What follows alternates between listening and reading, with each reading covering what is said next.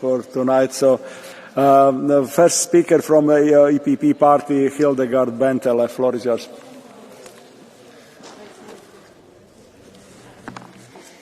Dear President, dear colleagues, first and foremost, I would like to offer my deepest condolences to anyone who has lost a family member, a friend, a brother or sister in faith at Bondi Beach on Sunday.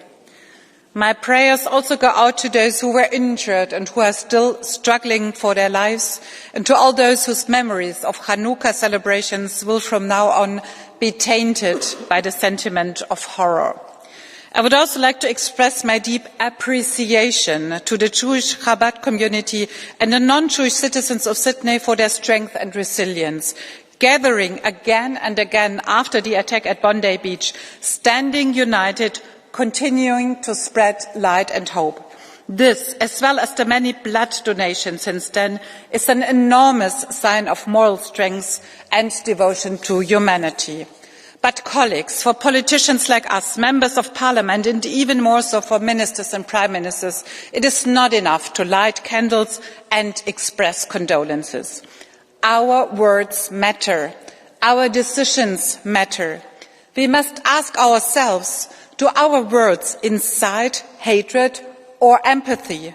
Do we bring upon solutions, or are we stuck with stereotypes and mantras? Has the Israel-Palestinian conflict not been instrumentalized for other political purposes in the meantime, getting dangerously out of hand, threatening our Western societies and values? It is high time to be honest about that, colleagues. The future of many, many Jewish communities is currently at stake, and with it the model of civilization as it is laid down in our European treaties. Unfortunately, and we have to be very clear about this too, there are people who do subscribe to the cult of death, who do fuel their lives with violence, sealing off their hearts from human values and judgment. For our own safety, for our physical and mental safety, we have to counter the propagandists and executors of this ideology with the full strength of our security apparatus, ensuring that our children, relatives and neighbours will never be infected by it. The battle against antisemitism and against the ideology of death will always continue. We have to fight it courageously. Every single day. Thank you. Colleagues, please, we have to finish that. We don't have a time. It's not last debate. We have to calendar after 11 p.m. currently, if we will continue like that. Sorry, please understand, and also interpreters have a social rights, so please remember it. Socialist and Democratic Group will be represented by Marta Temido, please. Obrigada, Presidente. Thank you, President. The beginnings of the Hanukkah celebration, the Festival of Light, one of the main events on the Jewish calendar, was tragically interrupted by a shooting in the Bondi Beach in Australia. 16 people have been killed, 42 people have been injured, and this is a case that the police have described as a terrorist and antisemitic attack. The perpetrators are linked to Islamic State. Gradually, we're coming to know more details of this attack. The man who tried to stop one of the gunmen, for example, he was Ahmed Al-Ahmed, who is a fruit seller, and he managed to stop one of the gunmen. There is also a couple who tried to stop one of the attackers. One of them paid with their life. One of the victims was Alexander Kleitman, a Holocaust survivor, and he died protecting his wife, who did survive. There was a 10-year-old girl. She was of Ukrainian origin and was called Matilda. Behind each of these victims in Bondi Beach, there is a story, a human story. World leaders have come together, just as they should, and they have condemned this attack. But these words are not sufficient. We need to be aware of this growing level of violence in Western societies. Some people think that the best way to break this is to use the force of violence, but we should have light and hope. Merci, Monsieur le Président, chers collègues. Thank you, President, ladies and gentlemen. Throughout in the West, we're celebrating Christmas behind concrete blocks and with high protection. This has become a norm, though it should never be necessary. And then there was an Islamist attack during Hanukkah, 16 dead, including a French person, and many injured.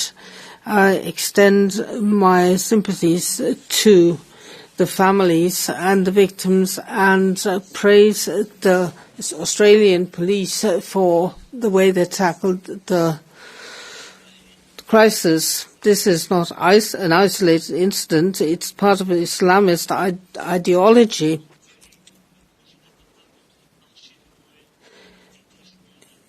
In Germany, an attack on a Christmas market was stopped at the last minute. We've got to do something. We've got to have real sentences against these people. We have to get them to leave our countries if they're not allowed. Thank you. On behalf of ECR, Bert-Jan Ruysen, please.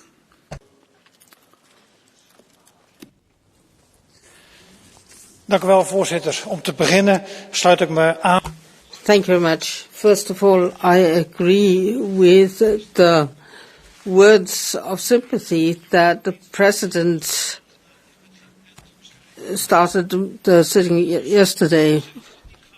However, we have to be aware that this is not a purely Australian problem, because we also have Islamist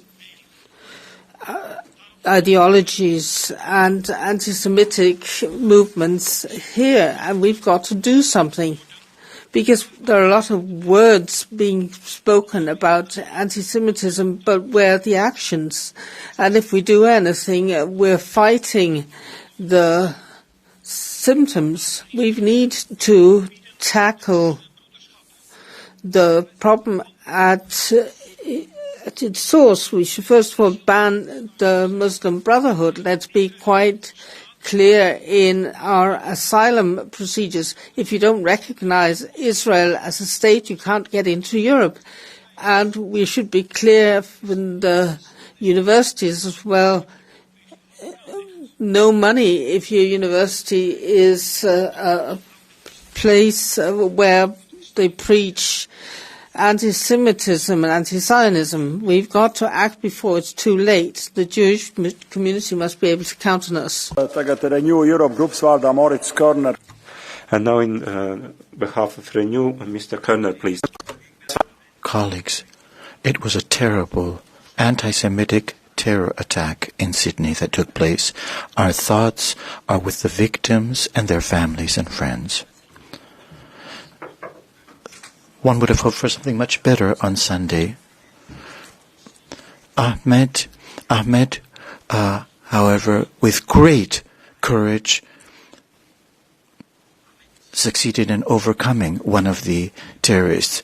Ahmed is Muslim, and we ought to say this quite clearly. We have a serious problem with fundamentalist Islam, and these individuals are the serious threat for our societies.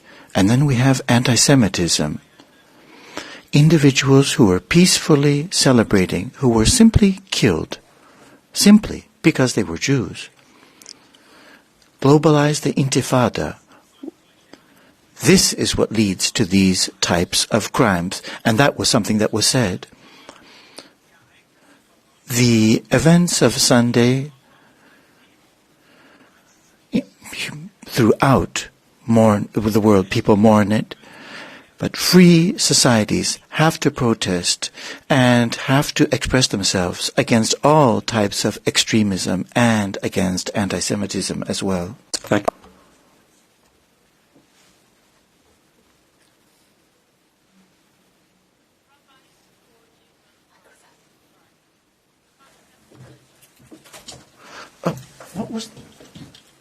In moments of fear, violence and injustice.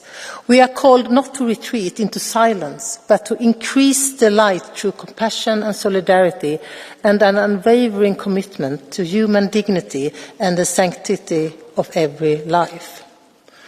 On the beach, where families were celebrating light and miracles, lives were ruthlessly stolen by targeted anti-Semitic terror toward the Jewish community. They should have been safe. They should have been protected by all of us, by the society we form, but they were not. Amid the immense darkness, there was a flicker of light. Ahmed al-Ahmed tackled and disarmed one of the murderers. He saved lives. Let us stand in solidarity with the Jewish communities, not only with words, but also in actions. Thank you. Thank you. The next speaker, Mr. Omarjee, on behalf of the left. Monsieur le Président, merci. President, thank you. The anti-Semitic terrorist attack in Sydney shocks all of us, and it reminds us of a terrible truth. Everywhere throughout the world, anti-Semitism kills. And when we hear people saying unpleasant things about Jews, we should listen up, because they're talking about you, said Frantz Fanon, and he was quite right, because anti-Semitic hatred, where it progresses, is a threat to all of us. This fight against anti-Semitism is something which we must continue with determinedly. We need to give it constant vigilance, and on behalf of the left group, I want to express our total solidarity with the victims' families, with the Jewish community in Sydney, and also we have a particular thought for our young compatriot Dan Erkayam. We mourn his passing, and we also express our admiration for Ahmed al-Mahmed, who saved lives and who has stood firm in courage and fraternity. Thank you. Thank you. The next speaker, on behalf of Europe's Sovereign Nations Group, Mr. Aust.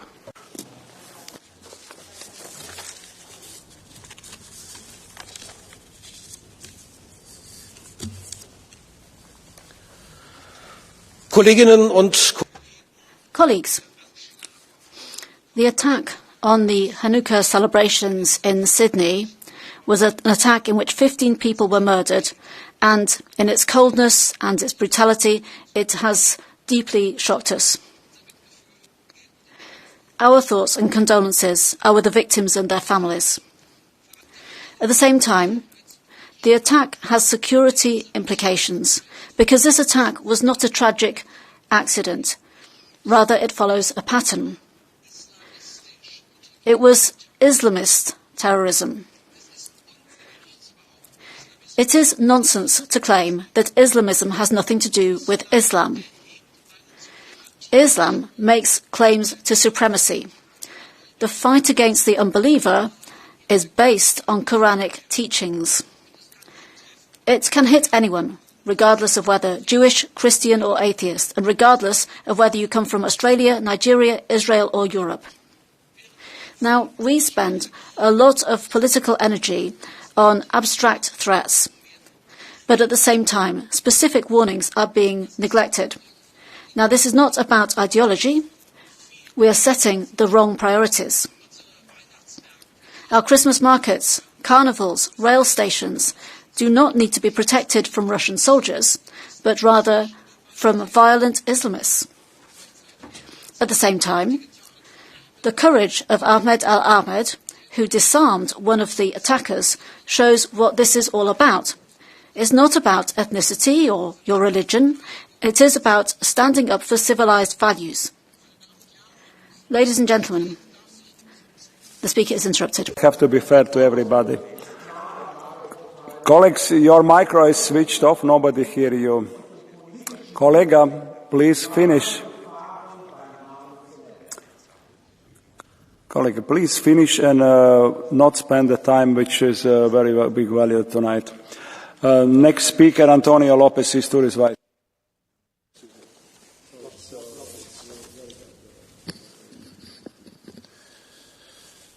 Today we are witnesses to one more massacre.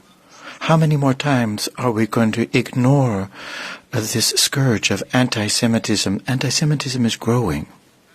Thanks to the silence, the lack of action on the part of the international community, Europe, because of the extreme left and its social media, and they promote actually different texts and speeches that stigmatize the Jewish community. The Australian government was informed that something is being organized, but they didn't react at all. And rabbis there have warned about anti-Semitism in the country. But now, of course, everybody takes pictures of the individual that disarmed the terrorist, but up until nothing was done with all of the warnings, the alerts that had been issued, why didn't the police do anything? Hanukkah was being celebrated by the Chabad, the Lubavitch group, but nothing was done in order to protect this particular celebration. We have to look at reality as it is right now.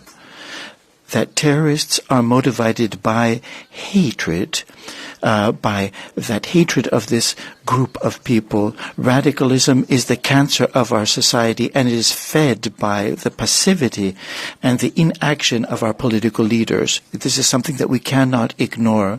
We cannot ignore these types of attacks against the Jewish community. We need really to work concertedly.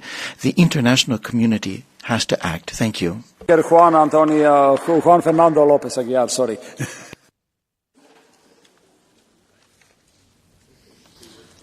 Thank you, President. Dolor y horror pain and horror because of this terrorist attack, this anti-Semitic attack on Bondi Beach in Sydney. Unlimited solidarity with the families, the friends, condolences once again to the families and friends. And honor has to be bestowed upon the hero, a Muslim who threatened, his life was endangered by this particular act. Antisemitism is something we have to say no to. Barbarism, we have to say no to that in the European Union and throughout the world. Criticism of the actions of a state like the State of Israel, that's acceptable, but not condoning or anyway remaining impassive to the acts of terrorists. So in the past legislature, this particular issue was brought up, and we issued a statement involving or circling around the need to condemn these types of acts, condemn anti-Semitism unconditionally, and we have to condemn any sort of terrorist criminal activities of this nature as well. Thank you. 15 embert mészároltak le a Sydney terrortámadásban, köztük egy 15 people were killed in Sydney, a 10-year-old girl and an 82-year-old Holocaust survivor from Hungary. Our thoughts are with their families. But as well as expressing our sympathies, we also need to look at something else. A tragedy like this can't just happen far away from us. The threat of anti-Semitism and terrorism is part of everyday life now. Here, for example, we have the beautiful example of Strasbourg. Just a few hundred meters away from here, we have the Christmas market. You can only go into the Christmas market if your bag has been searched. These measures are absolutely needed. A couple of weeks ago, an automatic weapon was found with 3 rounds of fire not far away from a part of the market that had been specially set up for children. A tragedy took place 7 years ago, but the threat remains. And this is what happens when you let millions of people into Europe. And what is your response to this? The Migration Pact. So what that means is spreading the whole of the crisis around the member states. Well, thank you, but we'd rather not. We'd rather pay the €1 million fine every day. Tack. Vad tyckte 10-åriga Matilda? Thank you. How did the 10-year-old Matilda know about Netanyahu's policy? Should they be considered good or bad Jews? That means nothing. They were not murdered for what they thought, but because of what they were. since 2023 that there's been a lot of anti-Semitism. It's protected by our cowardice, and because we don't want to draw lines. We have people who chant anti-Semitic slogans and talk about Antifada. And we see this in the chamber as well. The only state which always protects Jews has been criticized, and we've seen that there's been a constant hunting for the next Jewish victim. You are also responsible for this. We need leaders who are prepared to take decisions which are unpopular, but who will protect Jews. Otherwise, Western civilization will be at stake. And we have to take up the fight against Islamists. Anybody who dares to be a human being in a small world can make a difference.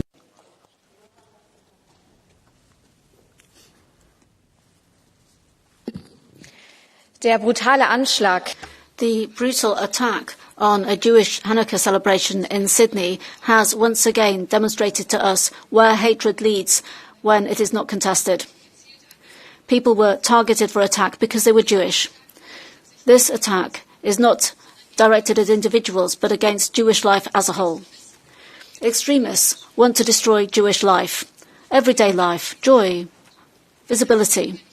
We cannot allow this. Rising anti-Semitism, often veiled, digitally radicalized. This is a real threat, including in Europe. If shops are excluding Jewish people, if people need police protection, if because of their faith people are threatened, injured or even shot, then we cannot remain silent. Europe has already seen how this ends, with catastrophic consequences, and because of that, it is our historic and political responsibility. We must protect Jewish life. We must consistently address hatred and not only announce solidarity but live it. And above all, we must not turn the other way when because of their beliefs people are being attacked. Never again, it's now. Speaker Silvia Sardone for 1.5 minutes.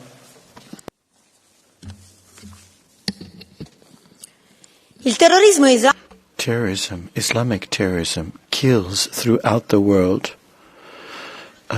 What we've seen it many, many times in Europe, and we've seen it actually here in Strasbourg as well.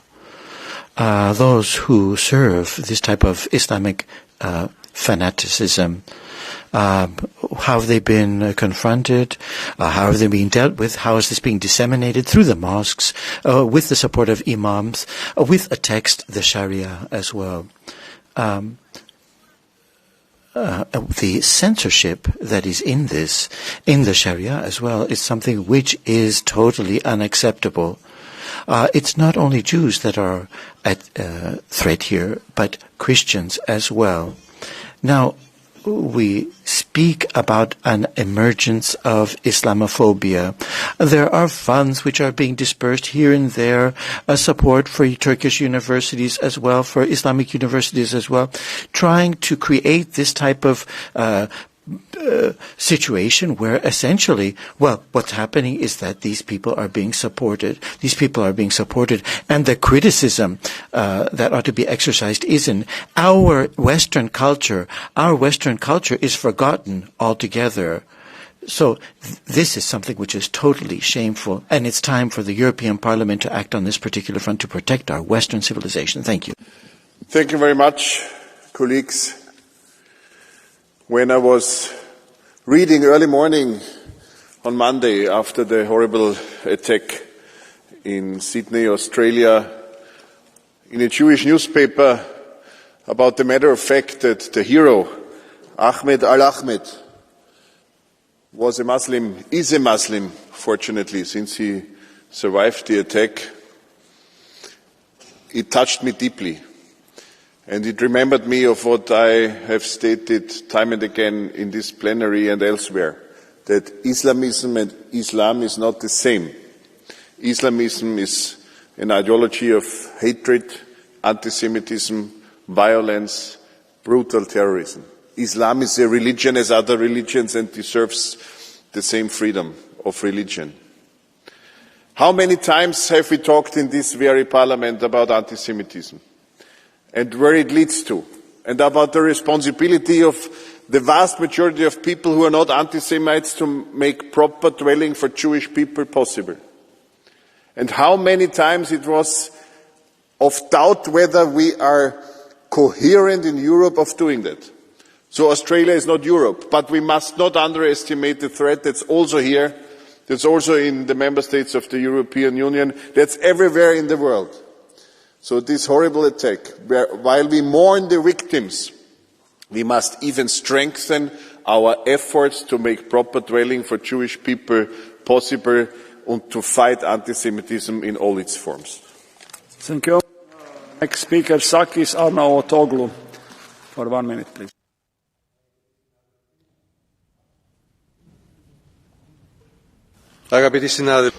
Dear friends, the European Parliament, of course, condemns this barbaric attack against those celebrating Hanukkah in Sydney. The targeted were innocent men, women, and children. And there is no home, there is no ideology that can in any way justify these types of horrific acts.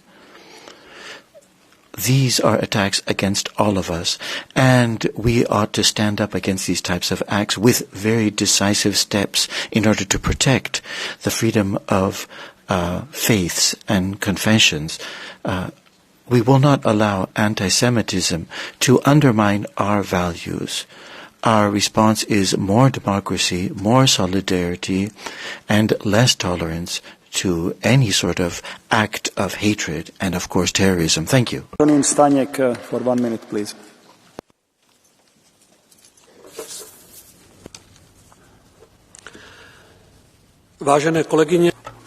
Dear colleagues,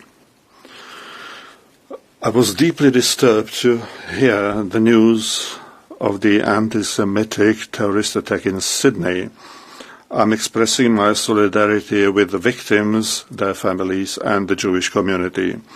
This attack is not an isolated incident.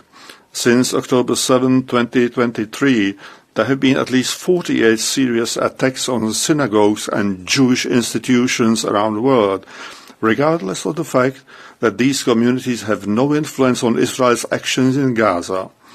We must openly admit that part of this problem is related to the imported extremist ideologies that are directly contrary to European values, the rule of law and respect for human dignity. Hatred that is tolerated will always turn into violence. As patriots, we clearly say zero tolerance for anti-Semitism, terror, and ideologies of hatred. Solidarity with Jewish communities must go hand in hand with responsible migration policy, consistent law enforcement, and protection of the security of our citizens. Now for 1.5 minutes, please. Merci, Président. Thank you, President. 15 people have been killed in an anti-Semitic attack in Sydney, and many Jews in Europe will have had the same thoughts. That could have been me. That could have been us. And that lucidity is something they will have learned by force of habit, because for months they know that their simple visibility can be enough to point them up. The massacre in Sydney is the predictable result of years of denial and moral cowardice in Western countries. We have tolerated calls for violence in our streets, and because we have closed our eyes to slogans calling for a globalized intifada, we then discover that violence crosses oceans, and this is something that can be duplicated. It can catch on. When words are repeated, they find people to take up arms. Part of the European left has compromised with a political Islamism and anti-Semitism which it refuses to name, preferring to talk about resistance to justify terrorism or talking about resentment to import a conflict for electoral purposes. Today, They will not speak out about the consequences of hate, which they have legitimated by ambiguity or connivance. If we want to be credible, we must say it clearly. Complicity in the face of anti-Semitism comes at a cost, political and human. And while some people are blowing on the cinders, we are still lighting candles, loyal to what our democracies must defend, because light is not just lighting up darkness, it also reveals those who've chosen to light. Thank you. Colleagues, we have a catch-the-eye procedure. Only one speaker on my list. Floor is for Vytenis Povilos Andrukaitis. Colleague Andrukaiti, floor is yours. Thank you so much.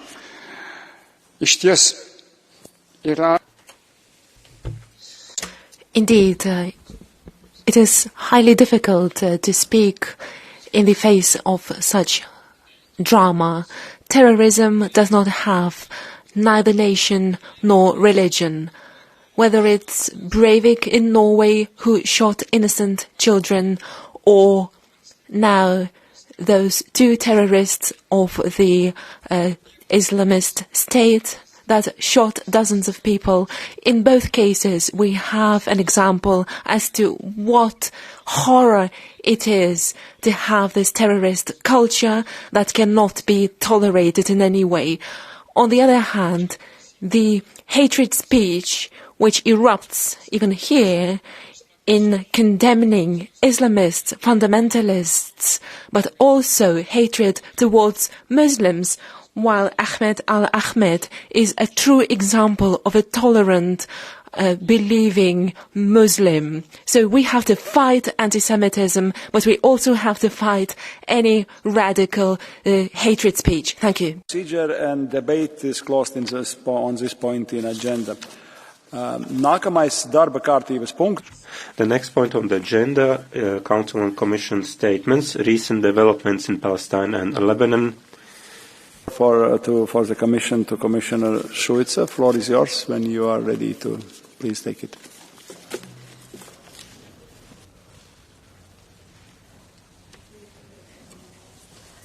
Thank you. Good evening to everybody, dear Chair, honourable members.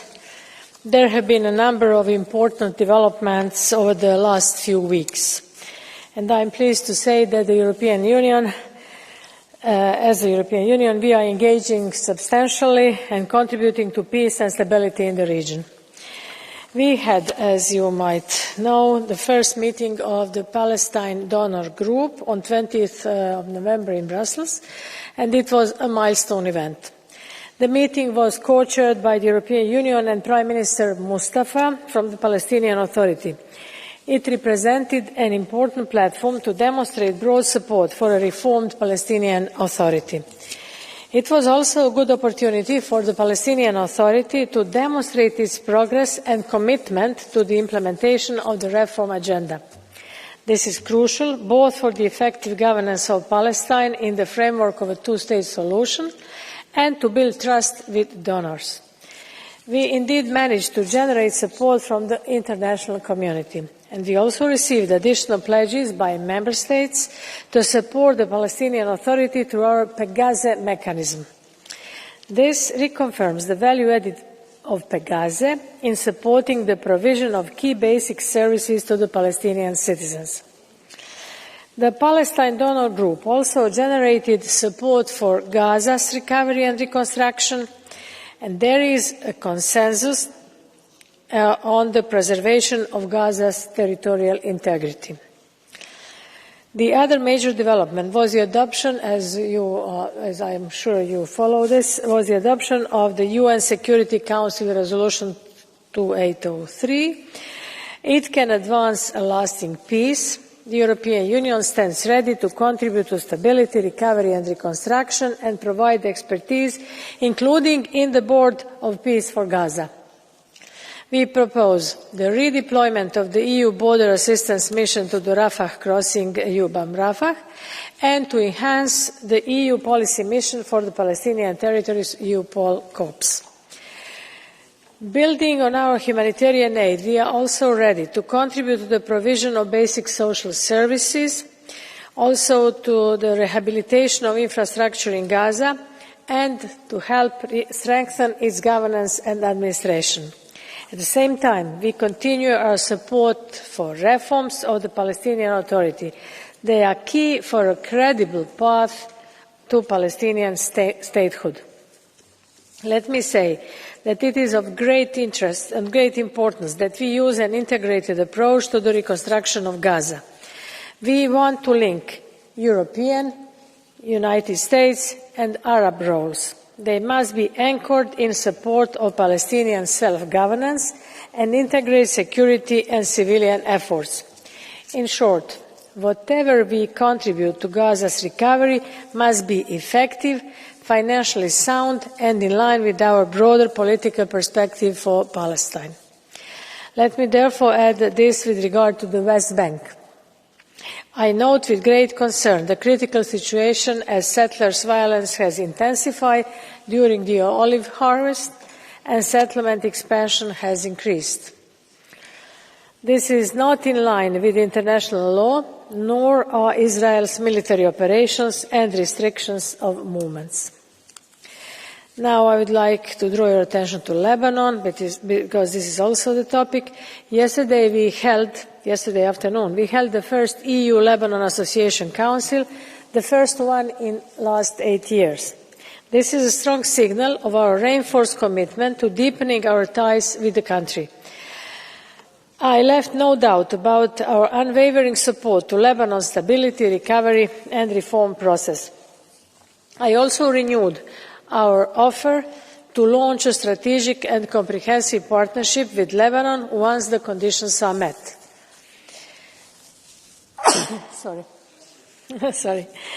This partnership could strengthen our cooperation on security, defence, trade, financial cooperation or participation in European Union programmes and initiatives, to mention but a few areas. For us to commit to macro-financial assistance, however, Lebanon must progress on the reforms.